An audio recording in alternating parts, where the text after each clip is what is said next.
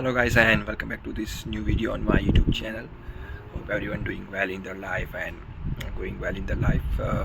So basically आज का जो वीडियो है, आज का जो टॉपिक है वो एक नया अपडेट आया है जो 407 ट्रेनिंग वीज़ा ऑस्ट्रेलिया के अंदर है, उसके अंदर एक नया अपडेट आया है.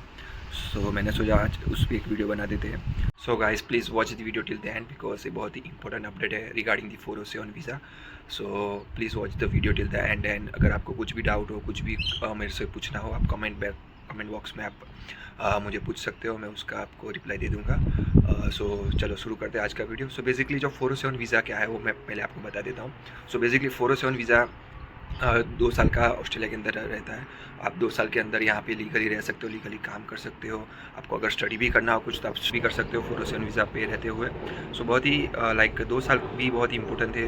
जो भी 407 वीज़ा अप्लाई करते थे तो आपको यहाँ पे 2 साल ज़्यादा रहने के लिए ऑस्ट्रेलिया में मिलते थे. और उस 2 साल के दौरान आप यहाँ पे PR होने का कुछ आप यहाँ पे मतलब प्लानिंग कर सकते थे जनरल स्किल माइग्रेशन के थ्रू या फिर एम्प्लॉय स्पॉन्सरशिप के थ्रू, या फिर आप यहाँ पे मतलब 2 साल भी बहुत इंपॉर्टेंट थे. लेकिन अभी जो चेंजेस आया वो पहले मैं आपको बता देता हूँ कि क्या चेंजेस आया 407 वीज़ा के अंदर. So first of all 407 visa में जब आप अप्लाई करते हो सो उसमें ऐसा था कि आपको जब आप 407 अप्लाई करते हो उस टाइम आप अपना एम्प्लॉयर जो है उसका नॉमिनेशन और उसका स्पॉन्सरशिप दोनों साथ में अप्लाई करते थे बिफोर द 11 मार्च 2026. लेकिन अभी जो चेंजेस आया है उसमें ऐसा है कि आपका जो एम्प्लॉयर का स्पॉन्सरशिप और नॉमिनेशन है वो पहले अप्रूव और पहले मतलब ग्रांट हो गया होना चाहिए और उसके बाद ही आप अपना 407 वीज़ा डाल सकते हो. सो आप समझ सकते हो कि क्या चेंजेस आया है. अगर आपके एम्प्लॉयर जो आपको ट्रेनिंग वीज़ा देने के लिए स्पॉन्सरशिप दे रहे हैं तो उसका स्पॉन्सरशिप और उसका नॉमिनेशन दोनों अप्रूव हो चुका होना चाहिए before you apply for the 407 training visa. अगर वो नहीं हुआ है एम्प्लॉयर का स्पॉन्सरशिप और नॉमिनेशन अप्रूव तो आप 407 वीज़ा अब 11 मार्च 2026 से नहीं डाल सकते. So now I will tell you like why the government take these actions and why they change rules day after day. So particular 407 visa का थोड़ा मिसयूज़ होने लगा था आफ्टर दी 2024 जो नया चेंजेस आया था कि 485 वीज़ा अगर आपके पास है वर्क वीज़ा तो आप ऑस्ट्रेलिया में रहते हुए 485 वीज़ा के बाद स्टूडेंट वीज़ा नहीं डाल सकते. वो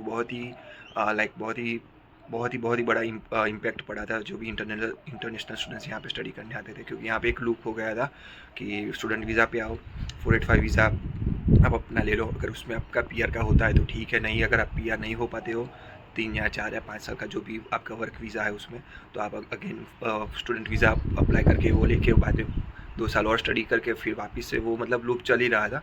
जो उनको गवर्नमेंट को और इमिग्रेशन डिपार्टमेंट को मतलब पता चला तो उन्होंने ये पूरा मतलब जड़ मूल से ही निकाल दिया है. सो बेसिकली 485 वीज़ा अगर आपके पास है तो उसके बाद आप स्टूडेंट वीज़ा पहले तो अप्लाई नहीं कर सकते. वो एक चेंजेस आया था 2024 में.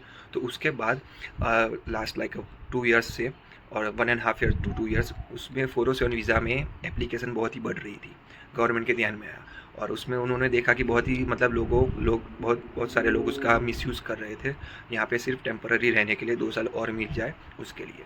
सो बेसिकली गवर्नमेंट को ध्यान में आया तो उन्होंने पूरा जो मिसयूज़ हो रहा था 407 वीज़ा का वो हटाने के लिए नया चेंजेस लाया जो बहुत ही इंपॉर्टेंट है. अगर आपका स्पॉन्सरशिप और नॉमिनेशन दोनों अगर अप्रूव नहीं हुआ है तो आप 407 वीज़ा नहीं डाल सकते. और आपको आई थिंक सबको पता ही होगा कि नॉमिनेशन और स्पॉन्सरशिप अप्रूव कराने में अभी जो वेटिंग टाइम है वो ऑलमोस्ट 9 मंथ्स से लेकर 12 months depend on your like occupation और ऑल्सो डिपेंड ऑन योर जो एम्प्लॉयर आपका उसका मतलब कैसा बिजनेस है, क्या है उसका पोर्टफोलियो कैसा है, पूरा उसमें भी डिपेंड करता है. सो बेसिकली बस यही बहुत ही इंपॉर्टेंट चेंजेस था 407 वीज़ा के रिगार्डिंग. सो मेक श्योर अगर आप 485 वीज़ा पे हो तो आप पहले से पूरा प्लानिंग करो. अगर आपको कुछ भी डाउट हो आप मेरे को कमेंट बॉक्स में बता सकते हो, मैं आपका उसका रिप्लाई दे दूँगा.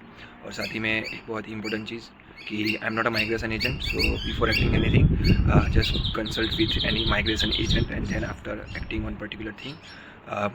मेरे पास जो इन्फॉर्मेशन आती है मैं आपको अपने थ्रू अपने लफ्ज़ों में आपको बताने की कोशिश करता हूँ. So just like this video, if you have any question any doubt just let me know. So guys अगर आपको मेरे वीडियोस अच्छे लग रहे हो तो लाइक करो, शेयर करो और subscribe my YouTube channel and we will meet you in my next video. Thank you guys.